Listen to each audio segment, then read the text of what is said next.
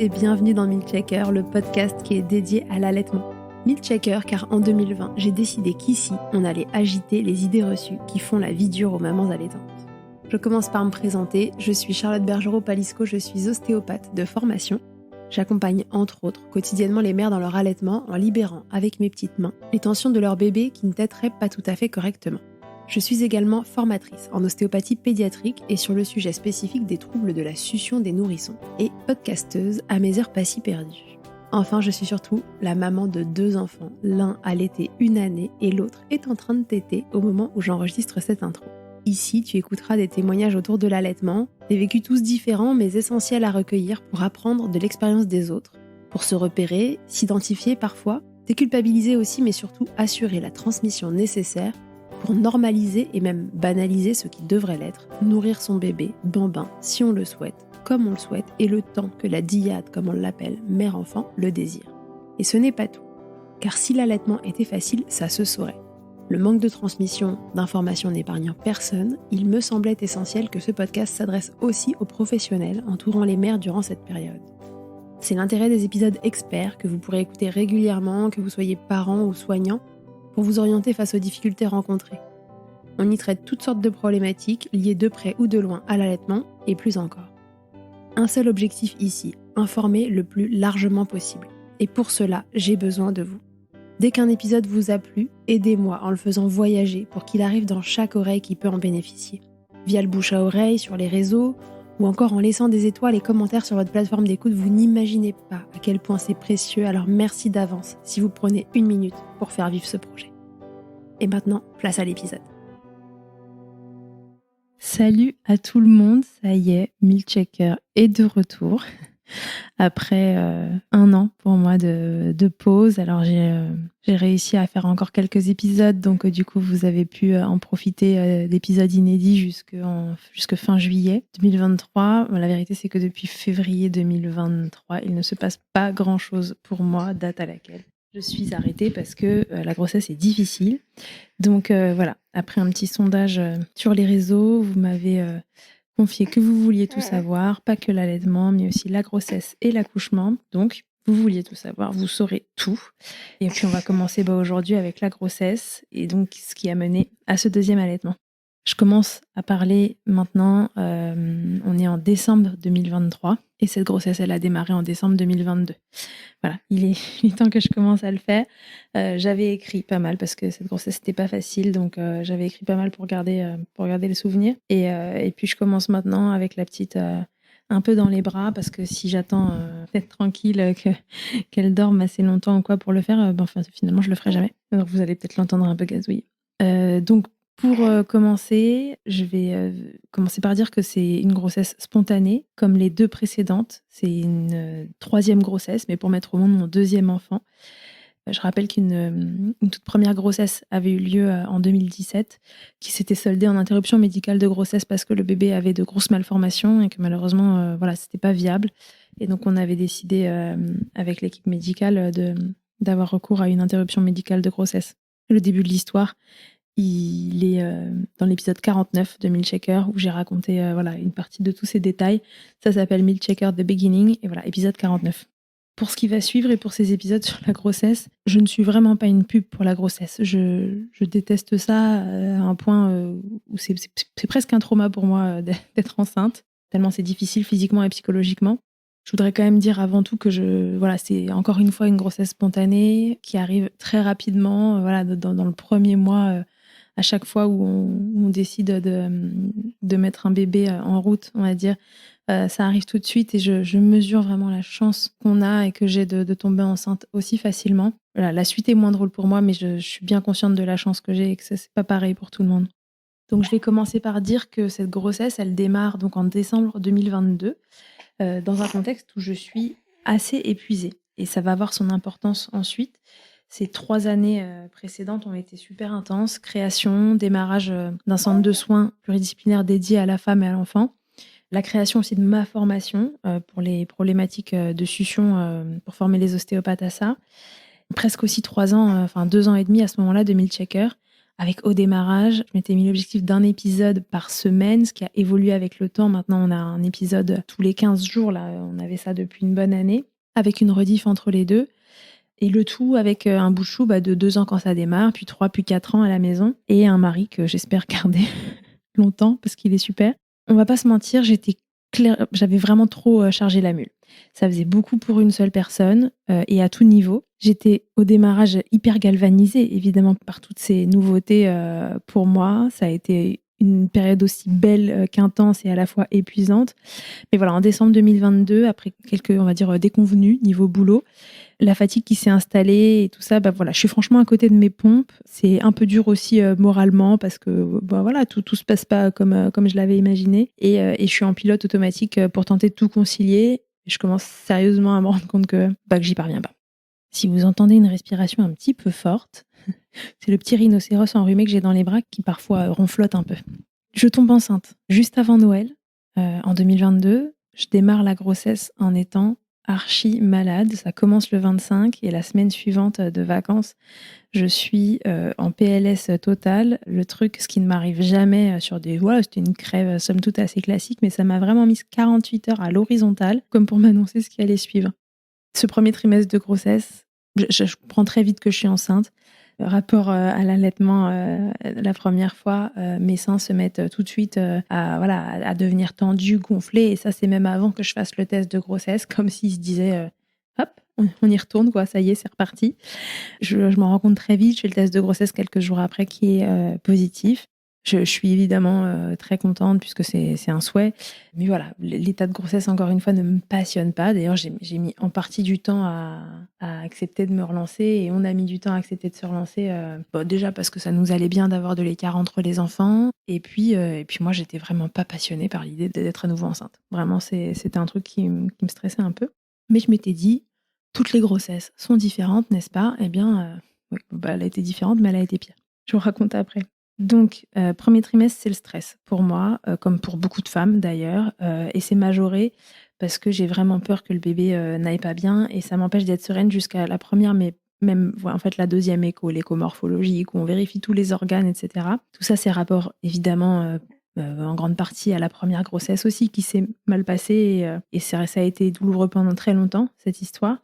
Mais cette fois-ci, tout pile un mois après le début de la grossesse, qui démarre en fait le 19 décembre ou le 20 décembre, et le 20 janvier, je commence à sérieusement sombrer physiquement. Mon état se dégrade un peu de jour en jour, j'ai un goût terrible dans la bouche, j'ai déjà un peu de reflux, des nausées, et je pars en week-end fin janvier, et ça commence à basculer ce week-end-là. Je travaille la semaine, mon anniversaire était un mercredi, le 1er février. Je travaille la semaine, là, cette semaine-là. Et le 2 février, j'ai rendez-vous chez la gynéco l'après-midi pour faire une écho là, de premier trimestre, voir s'il y a un cœur qui bat, etc. J'étais vraiment déjà au bout du rouleau, quoi. Je mangeais des chewing-gums toute la journée pour essayer de me faire passer ce goût atroce que j'avais dans la bouche. J'ai la nausée, mais en fait, j'ai faim, mais je mange tout le temps. J'ai du reflux. Bon, pas très drôle. J'ai dit déjà à la gynéco ce jour-là, je me sens vraiment pas bien. Et puis le week-end qui suit, je bascule et je commence vraiment à être en mode léthargique. Le dimanche soir, je me dis, en fait, je vais pas réussir à aller travailler demain. C'est comment je vais prendre des patients en charge dans ces conditions-là. Voilà, pour rappel, pour ceux qui le savent pas, moi, je suis ostéopathe. Je vois de surcroît beaucoup de bébés. Être ostéopathe, c'est être beaucoup au-dessus des gens, etc. J'avais la nausée. Enfin, c'est à tout moment, je pouvais vomir sur quelqu'un, quoi. J'avais gardé les tips que je connaissais de la première grossesse, de manger avant de se lever, etc. Pour essayer de tamponner le truc, mais malgré tout ça, j'étais vraiment dans un état pas cool. Donc le lundi, je vais pas travailler. Je me dis, ça va durer une quinzaine de jours et puis ça va aller. Ma remplaçante prend le relais pour moi au cabinet. Et puis finalement, ça durera beaucoup plus que 15 jours puisque je n'ai jamais retravaillé après le 2 février. C'est la date à laquelle j'ai pris mes derniers patients. Donc voilà, nausée monstrueuse, un reflux qui démarre déjà, alors que c'est pas le bébé qui est habitué à ce stade-là et qui aggrave mes nausées. Une fatigue, mais comme je pensais pas qu'on pouvait être fatigué comme ça, vidé de l'intérieur. Et donc voilà, position horizontale, plutôt sur le côté gauche, position latérale de sécurité, quoi, littéralement. Je regarde Netflix, je mange un peu tout le temps, comme je vous disais, parce que c'est finalement ce qui me soulage le plus. Tant que je suis en train de manger, ça va. Dès que j'arrête, c'est l'horreur. L'hydratation, bah, c'est un sketch. Je m'hydrate au coca, en fait. Moi qui n'aime même pas le coca à la base, je pense pas avoir bu d'eau pendant un bon mois et demi. Je m'hydratais au coca, c'était vraiment terrible. Donc les consultations, elles sont stoppées. Je suis incapable de les assurer. Je pensais que ça durerait pas très longtemps et puis après il y a les vacances scolaires qui débarquent sur ça. Je devais à ce moment-là faire une mission de vidéo pour un site internet. Je me dis bon bah voilà très bien, pendant ces 15 jours-là je ferai ça et après je retourne travailler. Sauf que ça ne va pas mieux, que je continue d'être franchement handicapée par mon état physique et que moralement bah, je me mets à plonger aussi. Ça me fait prendre conscience de ce qui doit changer côté professionnel pour aller mieux durablement. Je vous passe les détails de mes réflexions, mais voilà, scotché sur mon canapé toute la journée, autant vous dire qu'on réfléchit beaucoup et on dort et on mange et on boit du coca et même on regarde des films qu'on a déjà vus. C'est ce que je dis tout le temps parce que en fait, je dormais tellement qu'il fallait que je regarde des trucs où au moment où je me réveille, je savais ce qui s'était passé entre les deux. Donc, pour vous donner une idée, à cette époque-là, je me remate tous les Harry Potter. Et ben, je crois que je pourrais plus jamais regarder Harry Potter de ma vie, tellement Harry Potter est associé à cet état léthargique et de mal-être à tout niveau.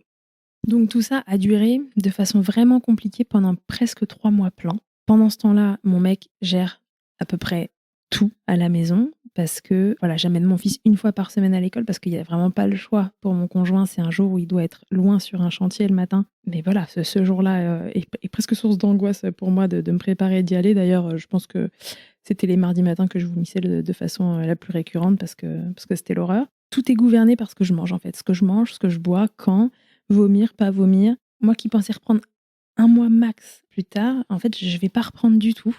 J'ai fini par capituler fin mars. On avait une semaine de vacances, entre guillemets, au ski où je vais. Bon, évidemment, je ne skie pas parce que je suis trop mal. J'ai passé la semaine dans l'appart à faire des siestes. Et puis, bah voilà, à ce moment-là, je me dis, ça sert à rien que je continue de m'acharner puisque tous les 15 jours, je dis que je reviendrai plus tard et puis qu'en fait, bah, les patients attendent. Et donc voilà, j'envoie un mail collectif en expliquant que je reviendrai qu'après la fin de mon congé mat parce que en fait, c'est principalement les remontées là, acides constantes qui n'étaient pas forcément douloureuses, mais cette sensation que ça remonte vous donne en fait envie de faire redescendre et de manger toute la journée. Ça m'a maintenu une nausée constante jusqu'au 15 septembre à minuit, date de l'accouchement. J'accouche à 13h ce jour-là. Mais c'est pas tout, j'ai enchaîné au début du deuxième trimestre de grossesse avec les contractions utérines. Bref, donc nausées, reflux, contractions, tout ça pour quelqu'un qui est debout toute la journée et qui est censé prendre en charge des gens. Enfin, je veux dire, il y a un moment où il a fallu que je me rende à l'évidence, c'est que je n'y arrivais pas. Ça me minait complètement le moral, mais voilà, j'ai dû accepter qu'il fallait que je reste à la maison. Et ça a été la période la moins productive de toute ma vie.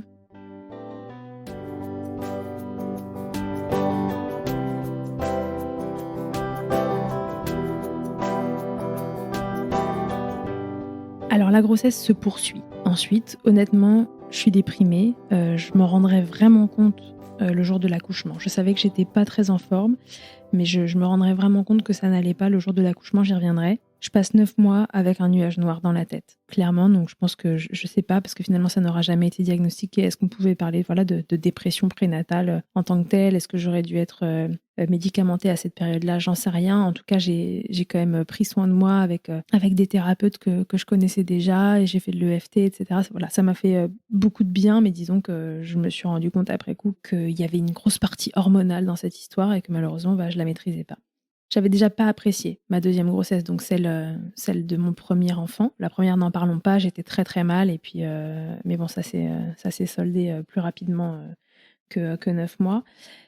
Vraiment, je m'étais demandé si j'allais remettre le couvert dans la grossesse, ça m'embêtait. Mais encore une fois, je m'étais dit que ce serait sûrement différent. Peut-être que celle-ci même, je m'étais dit, ce sera cool, je vais être une femme enceinte épanouie, etc. Et la marmotte, elle met le chocolat dans le papier alu. Et bien sûr, non, non, j'ai pas du tout aimé. Elle a certes été extrêmement différente, mais elle a été enfin, vraiment 1000 fois pire à tout niveau. Je rappelle que médicalement, le bébé va bien. C'est moi qui ne supporte pas cet état. Les hormones vraiment ont un effet désastreux sur moi, ça me déprime totalement et ça me met dans un état physique qui est vraiment très compliqué. Mon système digestif, il devient fou, complètement dingue et je déteste de surcroît, en dehors des problèmes que ça crée sur moi, je n'aime même pas le statut, la place qu'on donne à la femme enceinte dans la société. Je déteste qu'on me pose toujours les mêmes questions. C'est une fille, ah super. Alors là, moi j'ai un garçon en premier, elle c'est une fille. C'était ah c'est une fille, ah super, le choix du roi, c'est pour quand tu vas l'allaiter? Voilà, cette espèce d'ingérence constante sur la grossesse et sur les bébés m'embête. Voilà, vous cumulez à ça les remarques, les conseils non sollicités, nous demander combien de points on a pris. Bref, moi je me sens si mal enceinte que je pourrais vivre reclus dans une grotte. Parce que chaque interaction que je dois avoir dans cette période-là, c'est un effort. Je suis pas fréquentable en fait pendant 9 mois et c'est long dans ces conditions, je vous jure. Je sais pas comment mon mec il tient à me supporter parce que vraiment je deviens exécrable et je suis pas cool quand je suis dans ces moments-là. Alors voilà, je m'accroche au fait que c'est transitoire. Voilà. Parce que passer 5 mois en étant toujours au bout du rouleau, je comprends qu'il y a peu de chances que ça aille vraiment mieux côté physique et qu'il va falloir faire avec. Voilà, cette grossesse continue d'avancer.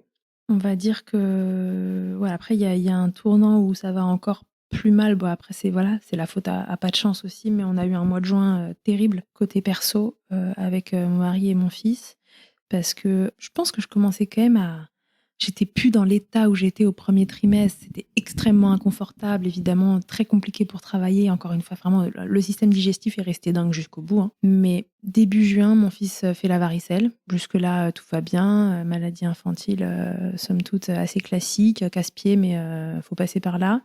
Bah, pas de bol. Il nous fait une varicelle compliquée. Et donc, il nous fait un syndrome cérébelleux sur varicelle, 10 jours après, donc 10 juin, là, 11 juin. Il se réveille un matin en fait et il peut pas marcher. Donc le syndrome cérébelleux, c'est quand le virus de la varicelle, ou un autre virus, mais là en l'occurrence c'était celui de la varicelle, vient attaquer votre cervelet. Le cervelet, c'est la partie toute basse de votre cerveau en arrière. Et le cervelet, c'est ce qui sert à s'équilibrer, à parler, coordination, tout ça. En fait, un matin, il s'est réveillé. Donc ça faisait déjà une semaine que je l'avais à la maison parce qu'il avait sa varicelle et qu'on n'allait pas aller contaminer tout le monde. Et donc le lundi matin, il se lève. Et en fait, il ne se lève pas, il ne peut pas marcher. Je me rendrai compte que 48 heures après, mais il parle extrêmement lentement. Et en fait, il est complètement vacillant. Le syndrome cérébelleux, c'est le syndrome du mec bourré. Donc, vous le mettez debout et il bascule dans tous les sens. Il a pas d'équilibre, en fait. Donc, il pouvait pas marcher, il tenait pas debout. Je fonce à l'hosto, il est hospitalisé pendant 48 heures. Le truc est pas plus compliqué que ça, mais bon, évidemment, c'est complètement flippant de voir son gamin dans cet état-là.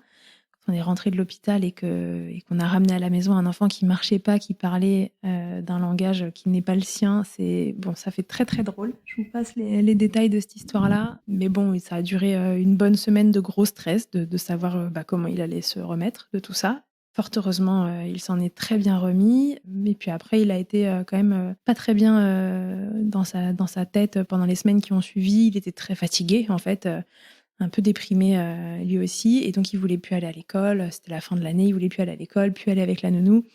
Moi, j'avais qu'une envie, c'était d'être seule parce que je n'en pouvais plus, j'étais épuisée, j'avais l'impression que j'allais peut-être commencer à aller un peu mieux, et bam, il nous tombe ça sur le coin du nez. Donc j'étais vraiment crevée, et fin juin, on déménageait, puisque l'appartement dans lequel on vivait était trop petit et qu'il fallait absolument qu'on déménage dans plus grand. Donc on avait trouvé un appartement peu de temps avant et il fallait déménager fin juin avant de pouvoir partir en vacances, puisqu'on va partir un mois l'été, et il fallait vraiment organiser ce déménagement histoire que quand on rentre fin août, moi je suis à 9 mois de grossesse, enfin voilà, qu'on se retrouve pas dans les cartons fin août. Nous sommes fin juin, début juillet. C'est un peu l'apocalypse dans tous les sens, entre moi qui vais pas bien, mon fils pas très en forme, mon mec qui gère tout depuis des mois, qui commence sérieusement à fatiguer aussi parce qu'il a pas une année facile côté boulot non plus. En tout cas, je vais finalement m'apaiser un peu fin juillet. Une fois que je suis partie en vacances, je passe 15 jours quasiment seule en fait avec mon fils, mais on est à un rythme très très cool. Donc je suis toujours malade, je mange toujours tout le temps. Mais bon, je parviens au moins à me reposer un peu pendant ce mois de vacances hors de Paris. Je profite de mon grand, de ma famille, parce qu'on a beaucoup de monde qui est passé. J'ai franchement hâte que ça se finisse, cette grossesse. Je demande juste à cette louloute d'attendre la rentrée, l'anniversaire de mon fils qui est le 2 septembre. Et je lui dis ensuite, s'il te plaît, arrive, parce que moi, j'en peux plus. Mais voilà, comme il fallait que la grossesse soit galère jusqu'au bout, et début septembre, c'était la grosse canicule là qui touche Paris. Il faisait une chaleur, mais c'était vraiment intolérable. Et pour moi qui avais du mal à boire de l'eau pendant cette grossesse, je me suis quasiment... je me suis un peu déshydratée. Je me retrouve avec des maux de tête jusqu'à l'accouchement. Et j'arrive franchement à l'accouchement, je suis épuisée. Mais dès la première contraction de travail qui arrive, je m'accroche à l'idée que vraiment ça y est. c'est fini, je vais accoucher, je vais plus être enceinte. Ça me donne une force de dingue pendant vraiment tout l'accouchement.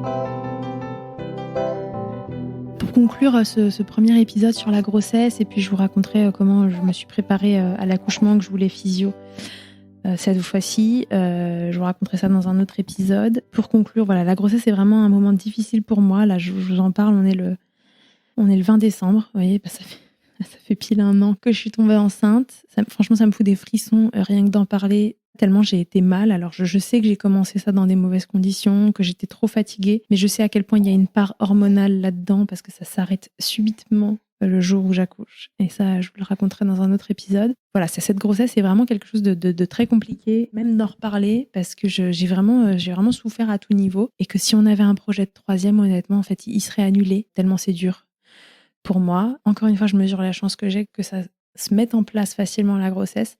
Mais après, pour moi, c'est vraiment 9 mois de souffrance. Je m'accroche au fait que ça va s'arrêter. Et en effet, voilà, ça s'arrête. Je fais complètement la différence entre la grossesse et le bébé, c'est-à-dire que j'ai aucune rancœur ou ressentiment envers le bébé qui est dans mon ventre. Comme je dis, quand je suis enceinte, je les aime déjà, mais vraiment vivement qu'ils sortent, et pas trop tôt parce que j'ai pas envie qu'ils arrivent prématurés. Enfin voilà, je suis partagée entre toutes ces idées. Mais Roma aura attendu le 15 septembre pour arriver, donc quasiment le terme de la grossesse qui était au 19. Donc voilà, elle m'aura tenue bien jusqu'au bout. Je lui en veux pas du tout, mais dis donc, qu'est-ce que c'était dur. Et puis c'était un bébé qui bougeait énormément dans le ventre. Donc déjà que j'étais nauséeuse, mais en plus, elle me lacérait les organes toute la journée. Bon bref, allez, à la prochaine fois pour que je vous raconte la préparation à l'accouchement. Salut. Un grand merci d'avoir écouté cet épisode jusqu'au bout. Je te le redis encore une fois, mais c'est si important. Si tu as aimé cet épisode, n'hésite surtout pas à le partager, à mettre une note ou des étoiles sur les plateformes d'écoute pour m'aider à le faire connaître. Déjà, ça me booste et ça me motive à continuer de créer ces contenus. Et surtout, ça permet à de nouvelles personnes d'être informées correctement sur l'allaitement. Pour échanger ou me faire un retour sur ce que tu as entendu, rendez-vous sur Instagram @milcheckerpodcast et je te répondrai avec plaisir. Pour rechercher un épisode, cette fois, une thématique, c'est sur le site internet milchecker.fr que ça se passe. Tu y trouveras tous les épisodes et un moteur de recherche pour t'orienter en fonction du sujet recherché. Pour me consulter, comme ostéopathe, ça se passe à Suresnes, dans le 92. La prise de rendez-vous, elle se fait sur Doctolib en tapant Charlotte Bergerot-Palisco. On se quitte, comme au premier jour, avec Emma et son titre Blinded, en collaboration avec Nemen. Je vous donne rendez-vous au prochain épisode, et d'ici là, n'oubliez pas, milcheckez autant que vous le voudrez, et bousculons ensemble les idées reçues sur l'allaitement maternel.